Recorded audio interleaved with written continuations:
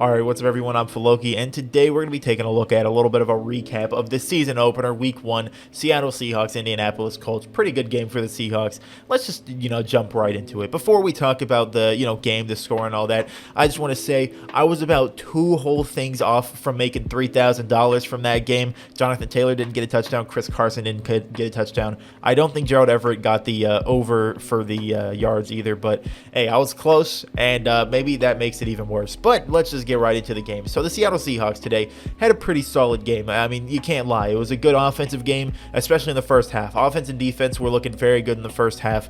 I mean, the defensive line was getting pressure on Carson Wentz. The Seahawks offense was just really nothing was stopping them. They had a couple of drives where, maybe they got stopped a little bit, but overall in the first half especially, the Seattle Seahawks offense was going crazy. Chris Carson was a big factor in that. Now, of course, he didn't have any touchdowns, and most of the, production came in the passing game, where Russell Wilson in the first half had 3 touchdowns and only 2 incompletions. So he had more touchdowns than incompletions in the first half. I mean, Russell Wilson, amazing. He looked great in the Shane Waldron offense, and there's a lot of positives to look forward to as we continue to watch the Seattle Seahawks play football, and this offense, just continuing to gel together, and Russell Wilson, with Shane Waldron, they're just going to get better throughout the season. The offensive line didn't look bad, didn't look, amazing, wasn't perfect. We gave up a few sacks, but, let's talk about Chris Carson. As you can see in the back, Chris Carson was a man on a mission today. I was talking about how, he came into this offseason. He had those amazing workout videos. He was going crazy. He looked like he was in great shape.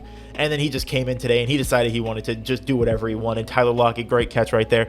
But Chris Carson, it's hard to overstate what he does for this team. Like, he could go the entire season without scoring a touchdown, and he's still going to have one of the bigger impacts of offensive players on the team, because there were multiple plays yesterday where Chris Carson looked like he was about to lose a few yards. Like, there was one play I know that he bounced off of one of his linemen, and he was like back behind the line of scrimmage like 8 yards, and he somehow found a way to get like a 6-yard gain, and I don't know how it happened. He just fought through people. I mean, Chris Carson, he is so fun to watch, because, it's just, I really hope he stays healthy, because boy, oh boy, he's a really cool guy. But speaking of health, I'm really all over the place, but speaking of health, there were some injuries this game, and that's kind of sad. Dwayne Eskridge especially, he 100% has a concussion. He had like a little jet sweep end around. He was going around, and he was trying to get out of bounds. He got absolutely smacked. He definitely has a concussion. I can almost guarantee it. I believe Penny Hart also went out with a concussion. Rashad Penny had a calf issue. He left the game. Ethan Posich got hurt, and I believe that was it. I don't think there were any other injuries, but Rashad Penny, Ethan Posich, Penny Hart, and then Dwayne Eskridge. Continuing on with the offense, of course, Russell Wilson, as I mentioned before, had an absolutely spectacular game. There's absolutely no way around that. He only had 5 incompletions, and he had 4 touchdowns. I mean, you can't do much better than that. The offense was just clicking on all cylinders, especially in the passing game. It was very, very fun to watch. It just looked a lot better than last year's offense and the years before that, because we got Tyler Lockett in one-on-one coverage. He was cooking guys.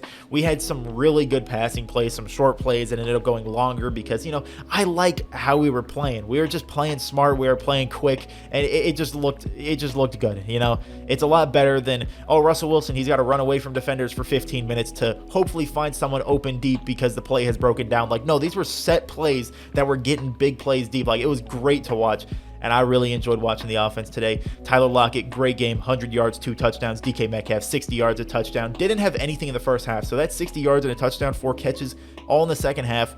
Very good game for basically our entire wide receiver group, because even though Dwayne Eskridge didn't do much in the passing game, he had a few good jet sweep, little end-around plays. Dwayne Eskridge was looking quick, I'm not going to lie. And defensively, the Seattle Seahawks had a pretty gosh darn good game. They gave up 16 points, a couple touchdowns that, maybe we shouldn't have given up, but overall, we had a very solid game. The linebackers looked absolutely spectacular. We had Bobby Wagner and Jordan Brooks just all over the place. The run defense looked great, and the linebackers were probably the biggest components of that.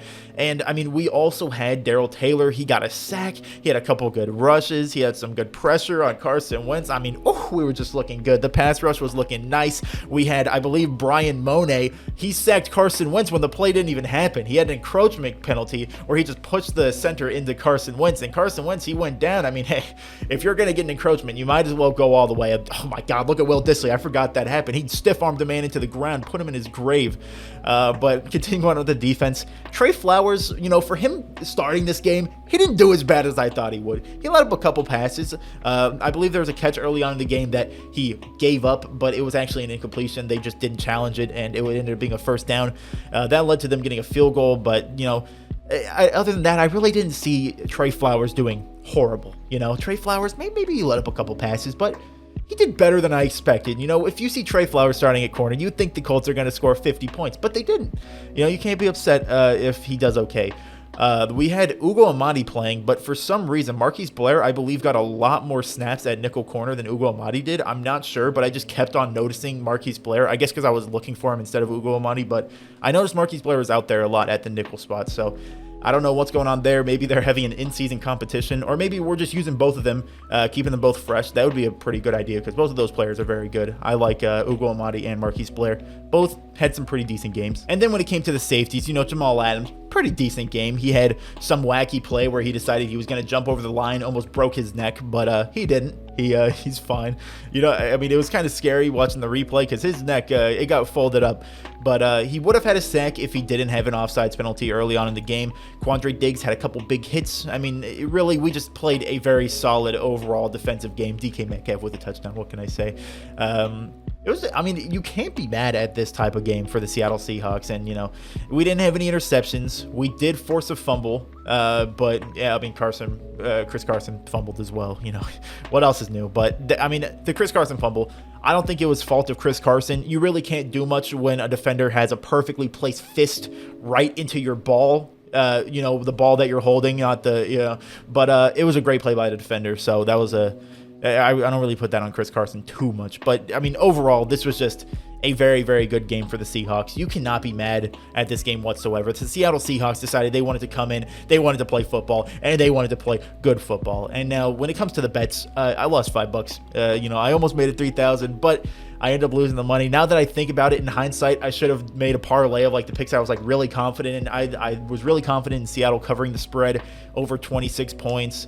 I was confident with Chris Carson's rushing yards. I was confident with a few things, but now that I think about it, I should have definitely done a safer bet parlay to make a couple bucks back just in case, the big one didn't hit. But maybe that's something I'll do next time. I don't know if I'm going to bet on the Titans game. The Titans game is going to be a very interesting one. But the Seattle Seahawks, they came out today. They took a big fat dubskis against the Indianapolis Colts. The Colts haven't won a season opener in God knows how long, but one thing that I will say that's a bit of a negative is that the NFC West has absolutely dominated so far.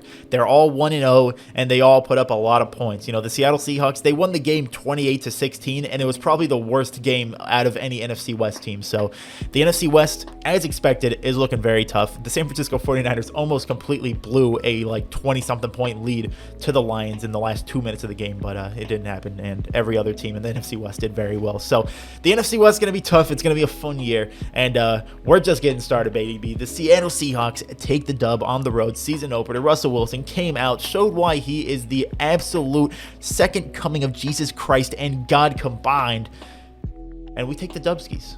Let me know down below in the comments what you thought about this game. Are you excited for the rest of the season? I think there are a lot of good things to come out of this, even though LJ Collier for some reason was inactive. Our defensive line did really well. I don't know if we need to go get someone like a Geno Atkins, but we'll see what happens in the coming days or weeks. Let me know down below in the comments what you thought about this. Like I said, leave a like if you enjoyed, subscribe if you're new. And with that, I'd like to thank you for watching. Have a great day.